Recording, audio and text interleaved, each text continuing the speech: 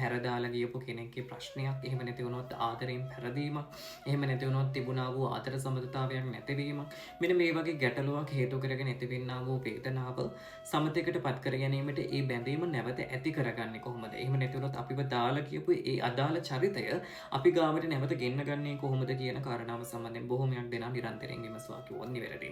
සමාජය තුළ මේ ප්‍රශ්නය වෙනුවෙන් වශී ගුරුකම්, එහෙම නැති වුණොත් ගෙන්වීම, මේ වගේ ආදී ගුරුකම් බොහොමයක් සමාජය තුළ අපිට සුලභ වශයෙන්ම දක්නට ලැබෙනවා. මේ අතරින් ශ්‍රී පුෂ්පේශ්වර ධර්ම ගණපති දේවස්ථානයේ අප තුළද මේ කියන්නා වූ ගුරුකම් හා මන්ත්‍ර ශාස්ත්‍ර කටයුතු කර ගැනීමට ඔබට අවස්ථාව පවතිනවා. සහ මේ වෙනකොට සමාජයේ බොහොමයක් දෙනා එයින් ඵල ප්‍රයෝජන ගත් අවස්ථාවල් බොහොමයක්ම පවතී. නමුත් බොහොමයක් දෙනා නිරන්තරයෙන් අහපු ප්‍රශ්නයක් තමයි මේ ප්‍රශ්නෙට මේ වගේ ප්‍රශ්නයක් තුළදී අපි අපිටම කරගන්න පුළුවන් ගුරුකමක්, එහෙම නැතිනම් දේව පූජාවක්, එහෙම නැත්නම් බාරයක් වෙන විදිහක් තියෙනවාද කියන කාරණාව සම්බන්ධයෙන් බොහොමයක් දෙනා නිරන්තරයෙන් ඇහුවා. ඒකට හේතුව ඔවුන් තුළ පවතිනා වූ ආර්ථිකම ගැටලුවක් වෙන්නත් පුළුවන්. එහෙම නැතිනම් ඒ වගේ තැන්වලට අහු වෙලා කර කියා ගන්න දෙයක් නැති වෙලා ඉන්නවා කියන පසුබිමක් වෙන්නත් පුළුවන්. හරි. කොහොම වුණත් ගැටලුවක් නැහැ. මෙන්න මේ මං කියලා දෙන්නා වූ ගුරුකම කිරීම තුළින් ඔබට ඔබේ නැති වුණා වූ ආදරේ, එහෙම නැතිනම් ස්වාමියා, එහෙම නැතිනම් භාර්යාව නැත්නම් ප්‍රේමවන්තයා හෝ ප්‍රේමවන්තිය නැවත ඔබේ වෙත ආකර්ෂණය කර ගැනීමට තිබෙනා වූ පොයේ දවස තමයි මේකට විශේෂ වෙන දවස. පැමිණෙන පොයේ දවසේ උදෑසන 6ට පෙර ඔබ අවදි වෙන්න. ඊට ඉස්සෙල්ලා දවස ඔබ නිර්මාංශ වීම වැදගත් කියන කාරණාව සිහි තබා ගන්න. උදෑසනම ඔබ අවදි වෙන්න. අවදි වෙලා ඔබ නාල කරලා පිරිසිදු වීමක් සිද්ධ වීම අනිවාර්ය වෙනවා. පුදු හාප් ෂීට් එකක් ගන්න.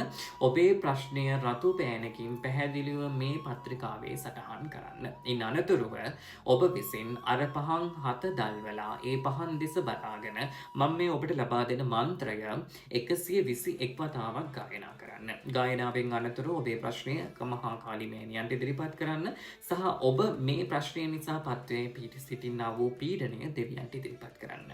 සහ ඒ ප්‍රශ්නය විසඳුනාට පස්සේ ඔබ සිටින්නා වූ සතුට, ඔබ සිටින්නා වූ නිදහස ඔබ විසින් කෙටි භාවනාවකින් අධ්‍යයනය කරන්න. ඉන් අනතුරුව පහන් දැලි දෙස බලාගෙන ඔබේ ප්‍රාර්ථනාව දෙවියන්ට ප්‍රාර්ථනා කළ ඔබ විසින් සටහන් කරා වූ පත්‍රිකාව පිරිසුදු පූජාසනයක හෝ පිරිසුදු ස්ථානයක තබා ගන්න. ඉන් අනතුරුව එදින රාත්‍රී නිින්දට පෙර ඔබ විසින් මේ සටහන් කරා වූ පත්‍රිකාව ඔබේ නිදාගන්න කොටයට තබාගෙන පසුදෑ උදෑසන 6ට පෙර ඔබ ඒ පහන් දල්වපු ස්ථානයේම නැවත පහනක් දල්වා ඒ දල්වපු පහනේ ගිනි දැල්ලෙන් මේ පත්‍රිකාව පුලුසා දමන්න. ඉන් අනතුරුව දින 7ක් එක දිගට යනකම් ඔබ විසින් අර කියපු මන්ත්‍රය සෑම දවසකම උදෑසන 6ට පෙර පිරිසුදුව කාලිමේනියන් සිහිපත් කරලා භක්තියෙන් 21 වතාව ගානේ ගායනා කරලා දේවමෑණියන්ට ඔබේ ප්‍රශ්න ඉදිරිපත් කරන්න. ඊළඟ පුරහද පායන්නට කලින් ඔබේ ප්‍රශ්නය ඔබට විසඳලා නැති වුණා වූ සමතතාවය, නැති වුණා වූ ප්‍රේමය, නැති වුණා වූ ඔබේ නිදහස සහ සතුට නැවත ඔබ කෙරේ ආකර්ෂණය වෙනවා. ඔබටත් හිතාගන්න බැරි වෙන විදිහට.